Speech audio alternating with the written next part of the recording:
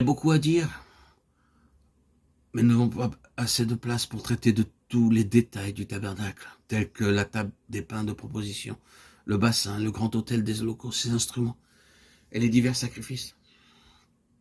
Nous en resterons donc au cœur du sanctuaire, le lieu très saint. Comme nous l'avons vu dans les précédents audios, le seul mobilier était l'arche de témoignage, une boîte en bois de sittim mesurant 2 coudées et demi sur une coudée et demie, entièrement recouverte d'or avec un solide couvercle, le trône de la miséricorde sur lequel, faisant corps avec lui, se trouvaient 2 chérubins d'or.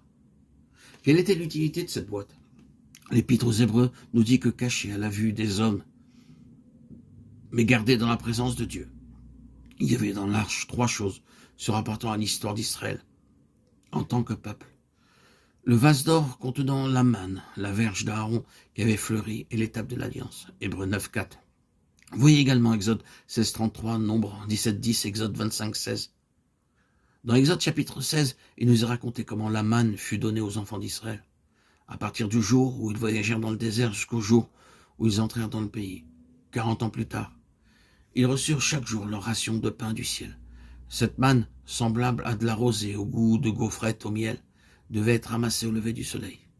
Il y en avait assez pour rassasier tout le monde. Un homère était la quantité moyenne suffisante pour un homme. C'est pourquoi un homère fut placé dans la cruche d'or de l'arche de l'Alliance, comme témoignage de la provision abondante et suffisante de nourriture céleste pour chaque homme. Il n'y a aucun besoin dans la maison de Dieu, car personne ne manque de nourriture. Cette manne était une ombre, un type du véritable pain que Dieu enverrait un jour sur la terre. Elle nous parle du Seigneur Jésus, qui est devenu lui-même notre pain de vie. Jean 6, 47, 50. C'était un miracle aux yeux des enfants d'Israël de trouver du pain tombant du ciel quotidiennement, et ce, pendant 40 ans. Personne ne savait comment la chose s'opérait, ni comment elle venait. Ils avaient simplement à obéir aux instructions de Dieu à propos de sa cueillette matin après matin. Chaque Israélite devait la ramasser pour lui-même. Il ne pouvait pas être paresseux, envoyer quelqu'un d'autre la ramasser à sa place.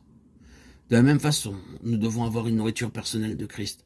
Le Seigneur Jésus-Christ est devenu notre pain quotidien et, comme pour la manne le matin, nous devons avant toute chose nous nourrir de lui. Ce sont ceux qui ont pris l'habitude de commencer la journée à genoux qui savent comment se nourrir du pain céleste, par la foi, selon leurs besoins. La cruche d'or dans l'arche nous rappelle que ce pain se conserve dans un vase d'or. Nous avons déjà vu que l'or dans la Bible est un symbole de la nature divine. Ceux qui ne sont pas nés de nouveau ne possèdent pas la nature divine, et peu importe combien de fois ils lisent la Bible, ils ne peuvent retenir ce qu'ils lisent. C'est vite oublié. La parole de Dieu ne peut jamais être gardée dans un esprit régénéré. Ceux qui sont nés de nouveau deviennent comme la cruche d'or. De l'extérieur, on voit juste un pot de terre, la chair, mais la cruche d'or est à l'intérieur, la nature divine. À notre nouvelle naissance, ce que nous apprenons de la parole de Dieu devient notre possession pour l'éternité. Vous pouvez pour un temps oublier certaines choses qui pourtant ont une valeur éternelle. Elles sont néanmoins écrites dans votre cœur par le Saint-Esprit qui les rappellera à votre mémoire dans les temps de besoin. La parole de Dieu doit habiter en nous abondamment afin qu'il y ait de la manne dans nos peaux. Elle vient dans nos cœurs dans un double dessein, enseigner et exhorter.